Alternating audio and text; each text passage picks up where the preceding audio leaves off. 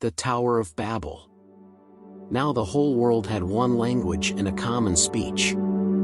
As people moved eastward, they found a plain in Shinar and settled there. They said to each other, "Come, let's make bricks and bake them thoroughly." They used brick instead of stone, and tar for mortar.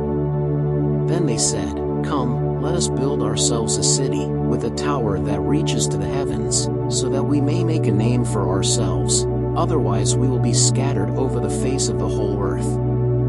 But the Lord came down to see the city and the tower the people were building. The Lord said, "If as one people speaking the same language they have begun to do this, then nothing they plan to do will be impossible for them. Come, let us go down and confuse their language so they will not understand each other."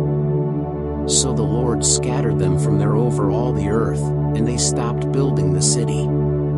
That is why it was called Babel, because there the Lord confused the language of the whole world. From there the Lord scattered them over the face of the whole earth. From Shem to Abram. This is the account of Shem's family line. 2 years after the flood, when Shem was 100 years old, he became the father of Arphaxad. And after he became the father of Arphaxad, Shem lived 500 years and had other sons and daughters. When Arphaxad had lived 35 years, he became the father of Shelah.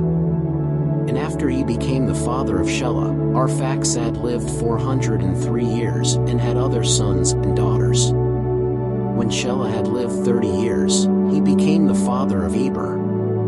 And after he became the father of Eber, Shelah lived 403 years and had other sons and daughters. When Eber had lived 34 years, he became the father of Peleg. And after he became the father of Peleg, Eber lived 430 years and had other sons and daughters. When Peleg had lived 30 years, he became the father of Reu. And after he became the father of Reu, Peleg lived 209 years and had other sons and daughters. When Reu had lived 32 years, he became the father of Serug.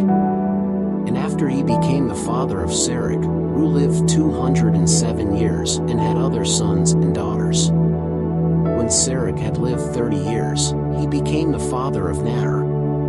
And after he became the father of Nahor, Serug lived 200 years and had other sons and daughters. When Nahor had lived 29 years, he became the father of Terah.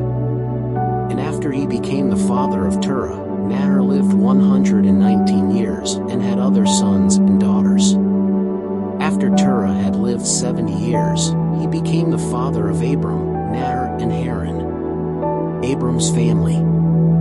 This is the account of Terah's family line. Terah became the father of Abram, Nahor, and Haran. And Haran became the father of Lot. While his father Terah was still alive, Haran died in Ur of the Chaldeans, in the land of his birth.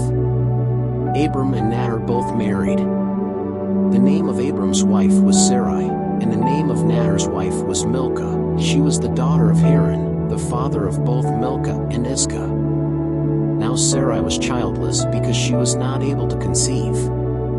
Terah took his son Abram, his grandson Lot son of Haran, and his daughter-in-law Sarai, the wife of his son Abram, and together they set out from Ur of the Chaldeans to go to Canaan. But when they came to Haran, they settled there. Terah lived 205 years, and he died in Haran.